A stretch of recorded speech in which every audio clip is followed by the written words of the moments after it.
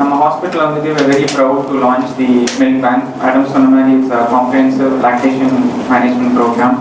So இதில் வந்துட்டு it's not only the role of the hospital to set up the milk bank. As public, as staff of the hospital, we have to tell எல்லாருக்கும் நம்ம கொண்டு போய் சேர்க்கணும். ஏன்னா இந்த பால் வந்து எப்படி நம்ம இன்னொருத்தர் கொடுக்க முடியும்னா அதை கலெக்ட் பண்ணலாம். இதை கலெக்ட் பண்ணுறது வந்து from healthy breastfeeding mothers. இது யாராக இருக்கலாம், உங்க ரிலேட்டிவாக இருக்கலாம், உங்கள் வீட்டில் ஒருத்தராக இருக்கலாம். ஸோ ஆஸ் ப்ரெஸ் இது வந்துட்டு நான் உங்களுக்கு ஒரு ரிக்வஸ்ட்டாக கேட்குறேன். நீங்கள் உங்களுக்கு தெரிஞ்ச மீடியம், உங்களுக்கு தெரிஞ்ச ஃபோரம்ஸ் இது வந்து கொஞ்சம் ப்ரொமோட் பண்ணிங்கன்னா யாராவது ஒரு மதருக்கு வந்துட்டு அவங்களோட பாப்பாவுக்கு வந்து யூஸ்ஃபுல்லாக இருக்கும். So please spread the message. இது வந்து எல்லாருக்கும் போய் சேர்த்தீங்கன்னா நமக்கு இந்த ஸ்கேசிட்டி ஆஃப் மில்க் இருக்காது. இப்போ வந்துட்டு முன்ன மாதிரி எல்லாருக்கும் அந்த அளவுக்கு ஈஸியாக பிரெஸ்ட் ஃபீடிங் நடக்கிறது கிடையாது. இப்போ சோ மெனி ரீசன்ஸ். மேடம் சொன்ன மாதிரி it could be work stress, could be westernisation of diet, could be IVF treatment, நிறைய காரணங்கள் இருக்கு. பட் இதை எப்படி நம்ம தவிர்க்கலாம், எப்படி இதை வந்து நம்ம சொல்யூஷன் அப்படின்னு பார்த்தீங்கன்னா is the breast milk bank. So இது எனிபடி ஹெல்தி, அவங்க பிரெஸ்ட் ஃபீடிங் ஏஜ்ல இருக்காங்க, பிரெஸ்ட் ஃபீடிங் ஆக்டிவாக பண்ணுறாங்கன்னா they can definitely donate. and இந்த பால் வந்துட்டு will be used for the babies who are in need. and at this point வந்துட்டு எங்க chairperson டாக்டர் கீதா ஹரிப்ரியா வந்து we all have to thank her. ஏன்னா அவங்களோட இனிஷியேட்டிவ் தான் வந்துட்டு இந்த பிரெஸ்ட் மில்க் பேங்க். அவங்க ஒரு 30 years முன்னாடி வந்துட்டு ஐவிஎஃப் சென்டர் ஆரம்பிச்சாங்க. தட் இஸ் குழந்தை இல்லாதவங்களுக்கு குழந்தை கொடுக்கணும்னு. பட் இப்போ வந்துட்டு குழந்தை பிறந்ததுக்கு அப்புறம் அவங்களால கஷ்டப்படுறாங்க, they not able to breast feed போது அந்த பாலும் அவங்களுக்கு கொடுக்கணும்னு நினைச்சு இந்த பிரெஸ்ட் மில்க் பேங்கை ஃபுல் இன்வெஸ்ட்மெண்ட் வந்துட்டு அவங்க எடுத்து and she is told that she will do இப்போ babies for the hospital as well as other hospitals வந்துட்டு யார் இது பண்ணாலும் ஃப்ரீ ஆஃப் காஸ்ட் வந்துட்டு இந்த மில்க் ப்ரொவைட் பண்றதா சொல்லியிருக்காங்க. So huge hats off to her. and இன்னைக்கு ஜூலை 31 பிரசாந்த் ஹாஸ்பிட்டல் வந்துட்டு ஹியூமன் மில்க் பேங்க் லான்ச் பண்றோம். இது வந்து ரொம்ப ஒரு பெருமையான விஷயமா நாங்கள் நினைக்கிறோம். ஏன்னா பிரெஸ்ட் மில்க் தேவைப்படக்கூடிய நிறைய பேர் இருக்காங்க. ஸோ அதில் வந்துட்டு நாங்கள் பிரெஸ்ட் ஃபீடிங் வீக் முன்னிட்டு லான்ச் பண்றது ரொம்ப பெருமைப்படுறோம். ஸோ இது திருவண்ணச்சங்க குழந்தைங்களுக்கு வந்து யூஸ்ஃபுல்லா இருக்கும். தாய்ப்பால் வங்கி இந்த பிரசாந்த் ஹாஸ்பிட்டல்ஸ்ல இன்னைக்கு ஆரம்பிச்சிருக்காங்க. அதுவும் பிரெஸ்ட் ஃபீடிங் வாரத்தை முன்னிட்டு இது பண்றது ரொம்ப முக்கியமான விஷயம். ஏன்னா தாய்ப்பால் வந்து எல்லா குழந்தைங்களுக்கும் போய் சேரணும்னா அதுக்கு நம்ம எல்லா முயற்சியும் எடுக்கணும். இப்போ குழந்தை பிறந்தவொடனே தாய்ப்பால் கொடுக்கறதுக்கு சில அம்மாக்களுக்கு முடியலனாலும் இல்லை குழந்தைங்களுக்கு குடிக்க முடியலனாலும் இந்த தாய்ப்பால் வங்கி இருக்கிறதுனால அந்த அம்மா கிட்ட இருந்தே எடுத்து அந்த பாலை வந்து அவங்களுக்கு டியூப் மூலமாகவும் வழியாகவும் கொடுக்கலாம்.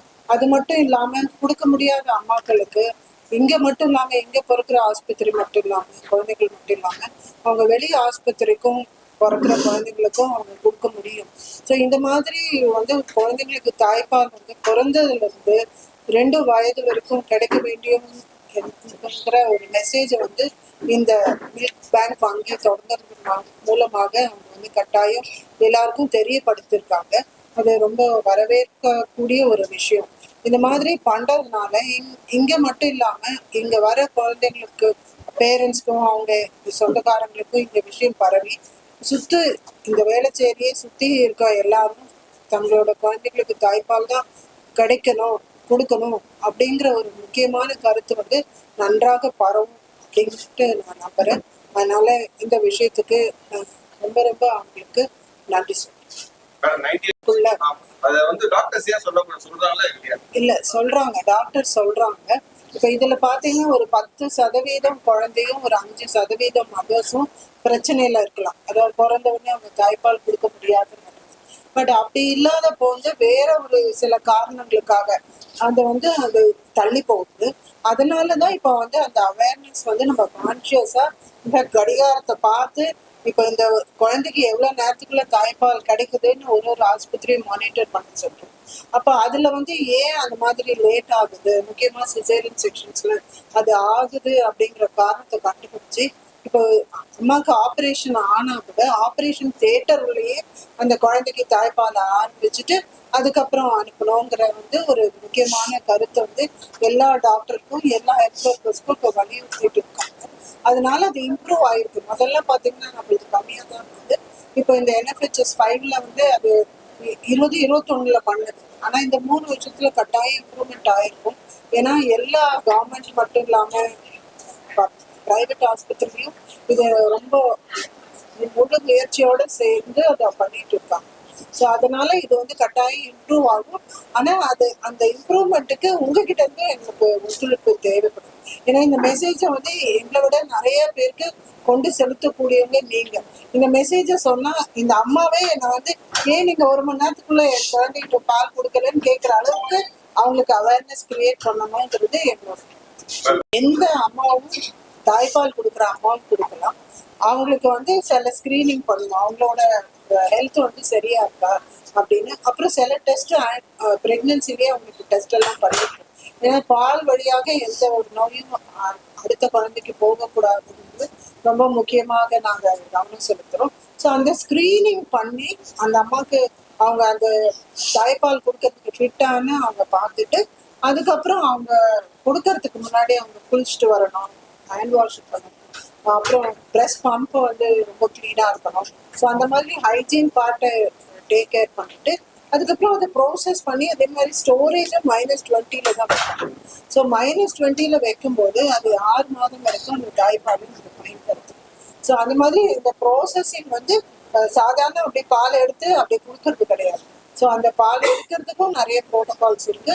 அதுக்கப்புறம் அது ப்ரோசஸ் பண்றதும் பாஸ்சரைசேஷன் வந்து 62.5 டிகிரிஸ்ல 30 மினிட்ஸ் வரைக்கும் அது பாஸ்சரைஸ் ஆயிட்டு அதுல இருந்த நோய்க்கிருமிகள் நோய் இதெல்லாம் கொல்லப்பட்டு அதுக்கப்புறம் தான் குழந்தைக்கு கொடுக்கப்படுது. கொடுக்கும். அது வந்து சேல்ஸ் பண்றதுன்றது கிடையாது.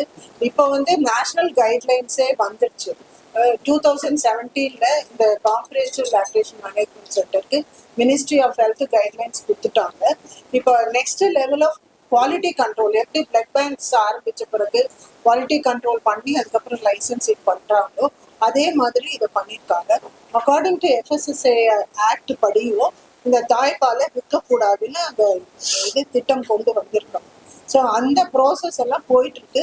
ஸோ மில்க் பேங்க் ஆரம்பிக்கிற ஒருத்தருக்கும் இந்த எல்லா கைட்லைன்ஸும் கொடுக்கப்படுகிறது மினிஸ்ட்ரி ஆஃப் ஹெல்த்.